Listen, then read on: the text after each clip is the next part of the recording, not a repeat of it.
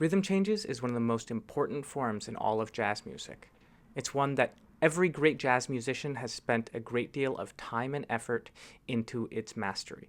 Today, I'll give you a series of exercises and tips for learning to develop language on this quintessential jazz form. I'm jazz trumpeter Aaron Barr, and this is 6 exercises for rhythm changes mastery. Let's get right into it.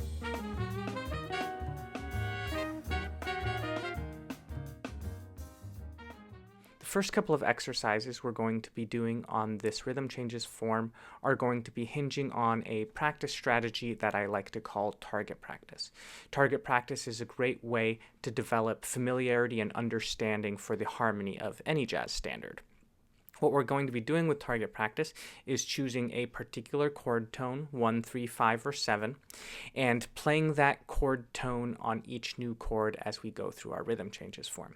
For instance, say that we want to play the third of each chord. So our target tone for B flat major, the third would be D natural, going to G7 would be B natural, E flat on our C minor 7, A natural on our F7, F natural on our D minor 7, etc. Once you've gained familiarity with a particular target tone, then you can start crafting eighth note lines that bridge the gap from one target tone to the next. This is what that might sound like with those thirds we were just using earlier.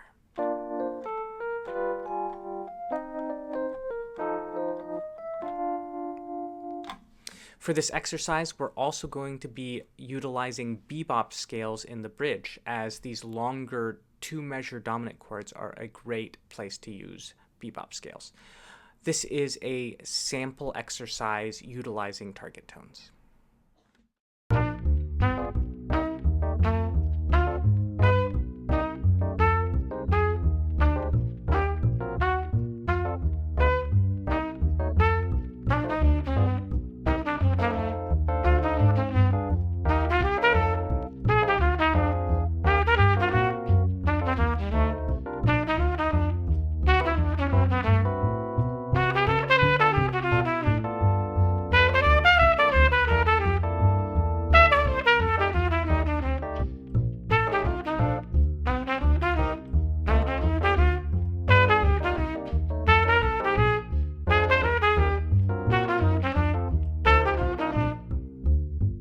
Continuing on with this target tone practice concept, we're now going to be using enclosures as our method for bridging the gap from one target tone to the next. If you aren't familiar with enclosures, I've talked about them a few times in my other videos, but the idea is that an enclosure is when we approach a chord tone from a half step above and below. So if we're doing an enclosure on a D natural on a B flat chord, we might start on E flat, go to D sharp, and then go to our D. We can also have a 3-note enclosure, which incorporates a note a whole step away from our target tone. So again, if we're doing a 3-note enclosure towards that D natural, then we could start on E, or we could also start from below on C. This is a sample exercise practicing target tones utilizing enclosures.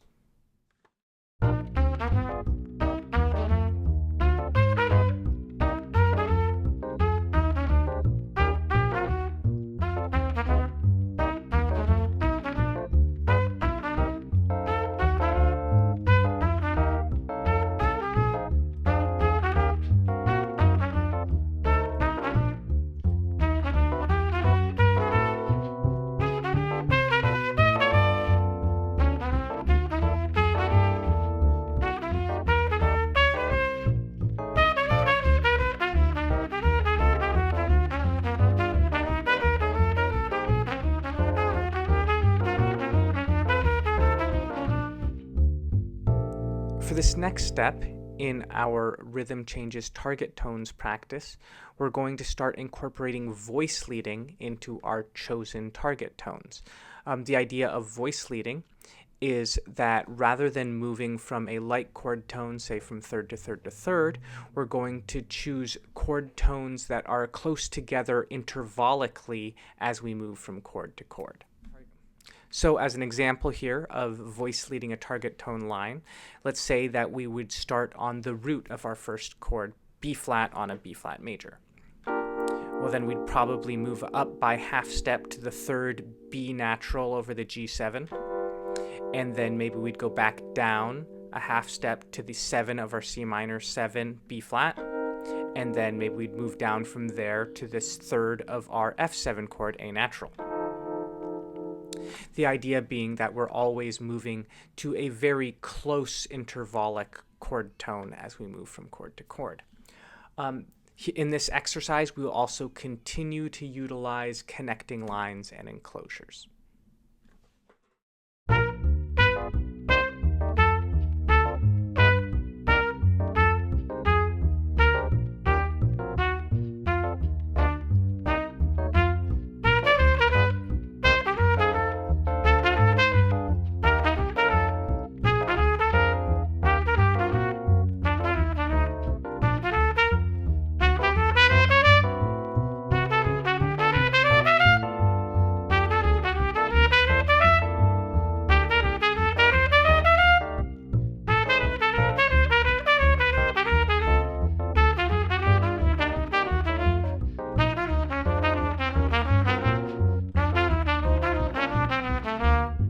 To this point, our exercises were not very interesting or varied rhythmically.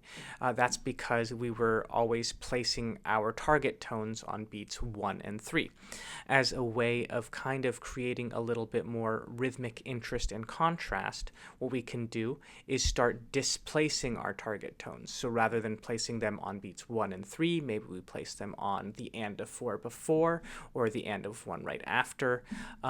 Displacement is a really powerful strategy for creating more interesting rhythmic lines. This is an example of this target tones exercise, now utilizing displacement.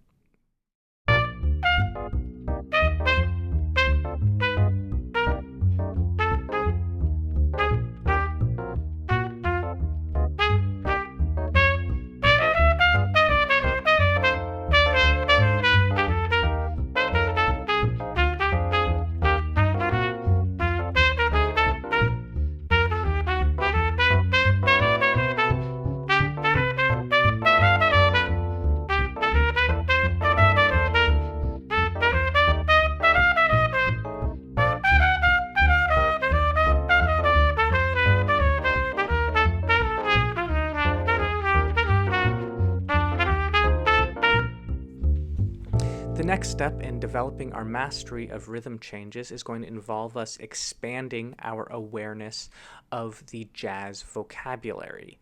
What I mean by this is there are a lot of great cliches and lines that we can borrow from the songs and improvisations of the classic bebop improvisers. A great place to start here would be to take contrafacts written over the rhythm changes form by people like Charlie Parker. So you could take a song like Anthropology or Moose the Mooch or Cottontail, and you could take lines from those melodies and use them in your improvisations. By the way, I previously released another video that's specifically about all of the different contrafacts of rhythm changes and all of the variations that you can see in the rhythm changes form. I'll put a little link to that right here. Here is a little sample improvisation using a number of different cliches and quotes from different rhythm changes melodies.